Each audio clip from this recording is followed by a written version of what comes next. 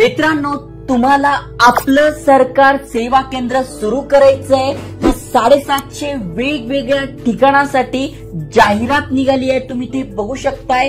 खासियत अशी की तुम्हाला ऑनलाईन आणि ऑफलाईन हे दोन्ही फॉर्म भरून घ्यायचे. मग यासाठी कुठले कुठले डॉक्युमेंट लागतात, नियम व अटी काय, सगळी माहिती तुम्हाला आजच्या व्हिडिओत सांगणार आहे. घाई करा, कारण की 16 एप्रिल पासून 15 मे ही शेवटची तारीख आहे. त्याआधी आपल्याला हे अर्ज करून घ्यायचे.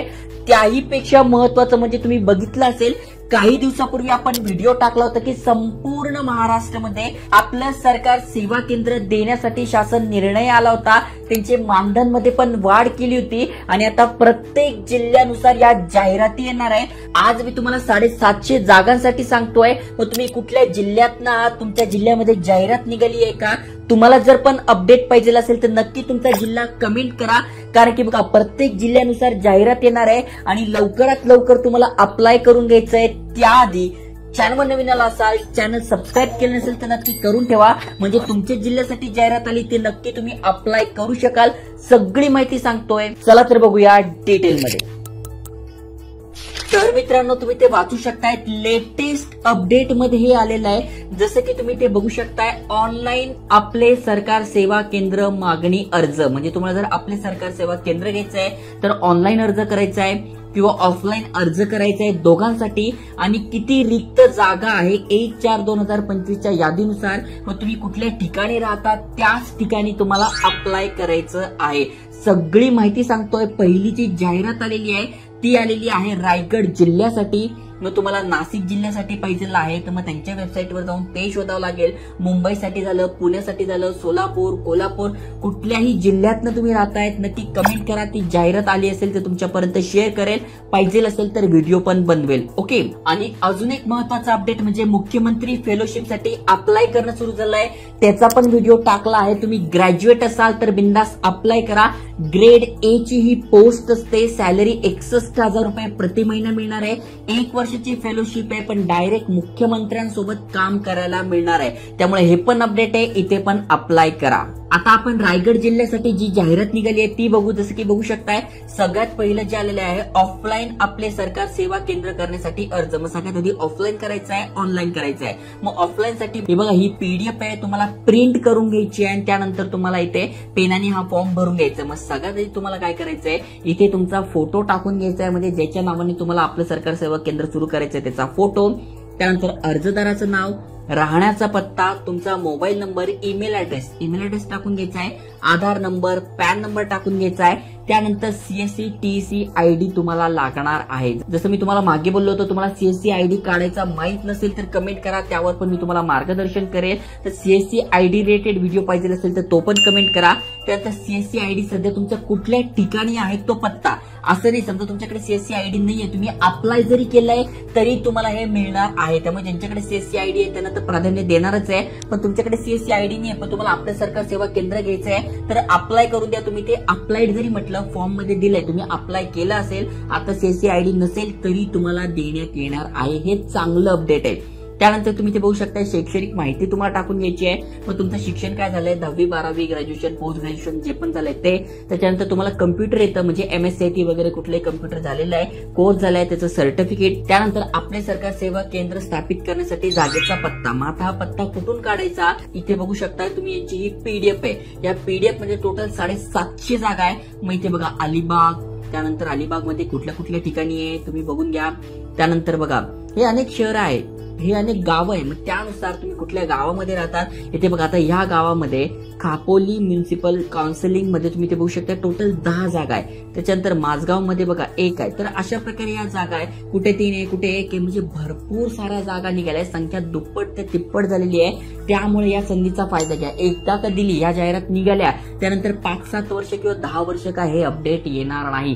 त्यामुळे ही संधी हुकली तर हुकली. त्यामुळे आता सांगतोय, तुम्ही जर इंटरेस्टेड असाल तर नक्की अप्लाय करा. जिल्ह्यानुसार जाहिरात निघणार आहे. आता बघून घ्या, तुम्ही कुठल्या ठिकाणी राहतात तिथल्या लोकसंख्येनुसार जागा निघालेल्या आहे. समजा तुम्ही आता इथे राहतात, जसं की बघा तुम्ही शिरगाव मध्ये राहताय तर 1 जागा निघाली, मग तुम्ही 1 आपलं सरकार सेवा केंद्र सुरू करू शकताय. तर याची पीडीएफ सगळी माहिती तुम्हाला डिस्क्रिप्शन मध्ये मिळून जाईल. आपल्या टेलिग्राम चॅनलवर पण मी पीडीएफ टाकून देईन, तिथे पण तुम्ही बघू शकताय.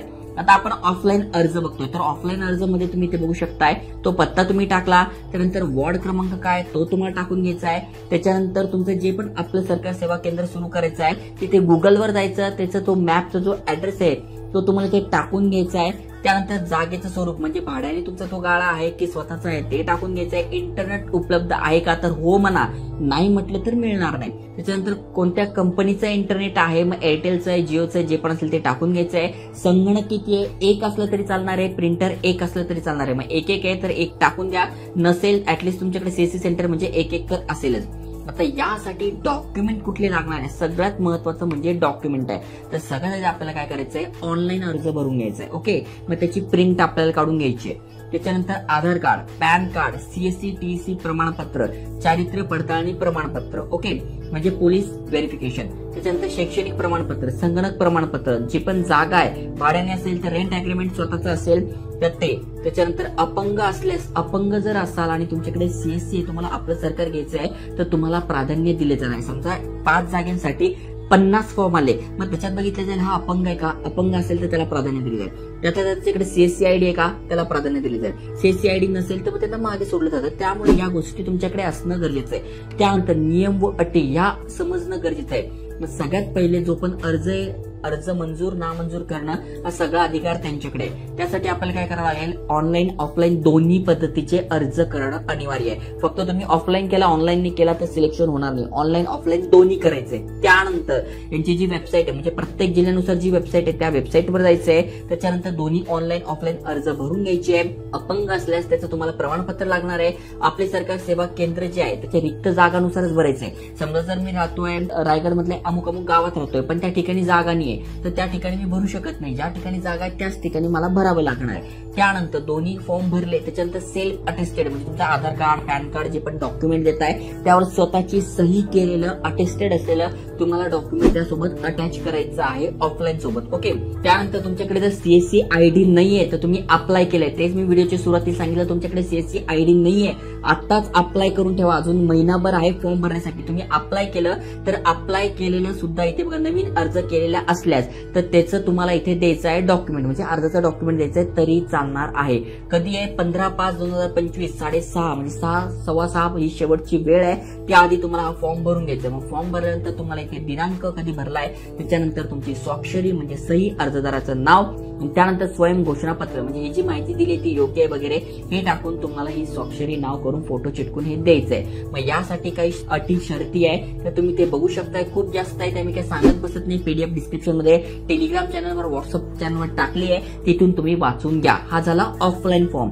आता ऑनलाईन फॉर्म भरायचा आहे तर बघा हा ऑनलाईन फॉर्म आहे. मग इथे बघा सगळा फॉर्मॅट आलेला आहे. कमीत कमी तुमचं वय 18 पाहिजे, कमीत कमी तुम्ही 12वी पास पाहिजे, मग तुम्ही इथे अप्लाय करू शकताय. सगळी माहिती आलेली आहे, सगळा एलिजिबिलिटी क्रायटेरिया इथे आलेला आहे. मग फॉर्म भरायचा असेल तर वरील सर्व अटी मला मान्य आहे, यस करायचंय, नेक्स्ट वर क्लिक करायचंय. मग तुमचा ईमेल ऍड्रेस टाकून घ्यायचा आहे. यस केल्यानंतर तुमच्याकडे कॉमन सर्व्हिस सेंटर म्हणजे सीएससी आहे का असेल तर अवेलेबल करा.